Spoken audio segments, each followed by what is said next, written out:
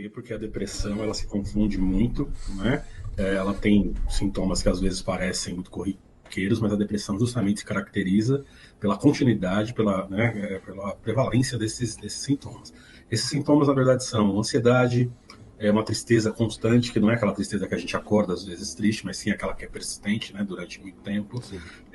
Irritação, irritabilidade. Ela pode ser caracterizada ou por falta de sono, ou por uma sonolência muito grande, falta de apetite, ou, né, uma alimentação exagerada. Ela tem também a questão de um isolamento social, né, ela leva as pessoas a ficarem muito isoladas, uma falta de concentração muito grande, pensamentos suicidas, que é uma das questões muito complicadas da depressão, mas basicamente são esses os sintomas mais conhecidos, né, que seria ansiedade, tristeza, a perda de interesses por assuntos que antes eram muito relevantes e que faziam sentido para você, passa a não fazer mais sentido e não ter mais graça. Então a depressão vai se caracterizando por isso. Uma mudança de humor muito grande também é um dos sintomas da depressão. Certo. Caso algumas pessoas sim tenham esses sintomas assim de isolamento, de pensamentos suicidas assim, qual seria o meio de tratamento delas? Não, a depressão, ela normalmente ela tem, né, 3 categorias. Ela pode ser leve, ela pode ser moderada ou grave. No caso de uma depressão leve, ela pode ser tratada simplesmente com psicoterapia. Não teria necessidade de medicação. Mas as depressões moderada ou graves, aí não teria como. Elas necessitam realmente de acompanhamento psiquiátrico, que precisa da prescrição de medicação. E aí, junto a isso, né, também a psicoterapia. Mas ela precisa de medicação. Sim, uma perguntinha extra, eu sempre vejo muitos jovens assim, se abalando, ficando triste por conta de comentários negativos na internet. Qual seria a melhor opção para que isso não aconteça mais?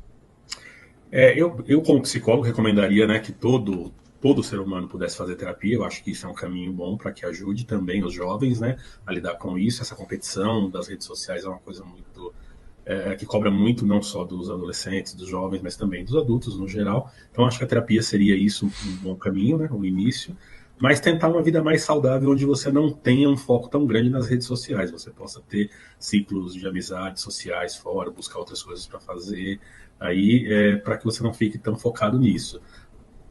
Acho que seria mais ou menos esse caminho, né? Sim, certinho, então. Muito obrigado, Maurício. Tá? E eu que agradeço. E aí, o que é característica, né? O transtorno de ansiedade. Uma das principais características é o excesso de preocupação, o excesso de medo. Então, quando a gente tem muito medo das coisas que estão por acontecer, ou às vezes nem estão por acontecer, mas a gente já imagina, e aí isso já deixa a gente super preocupado.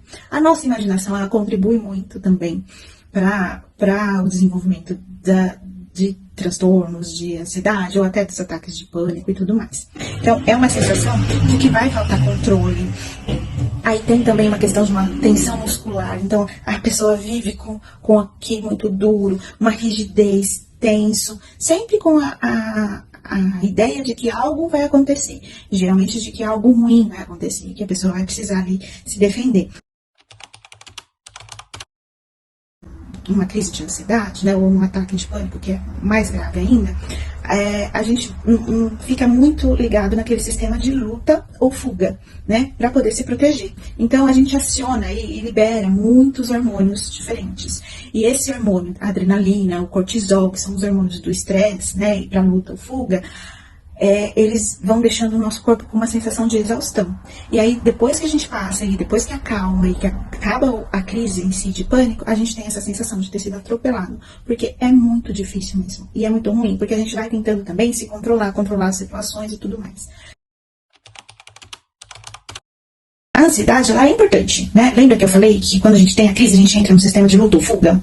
Porque a ansiedade, ela serve para nos proteger, né? Então, a gente tem que ter um pouquinho de ansiedade. Um pouquinho de ansiedade para quê? Então, na escola, a gente tem que ter um pouquinho de ansiedade para a gente poder estudar para a prova, né? Então, não, eu quero passar logo nessa matéria, então eu vou estudar, eu quero me dar bem na aula, eu quero tirar uma nota boa. Então, aquilo vai me gerar um nível de ansiedade suficiente para que eu possa querer estudar e passar de ano, né? E ter notas boas, e aprender e tudo mais.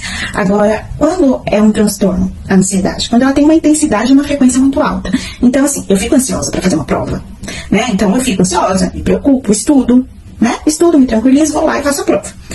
Quando isso é um problema, Quando a gente considera que é um transtorno? Transtorno, sempre, qualquer transtorno relacionado à saúde mental, a gente vai ver o quê? O quanto ele atrapalha a vida da pessoa no dia a dia.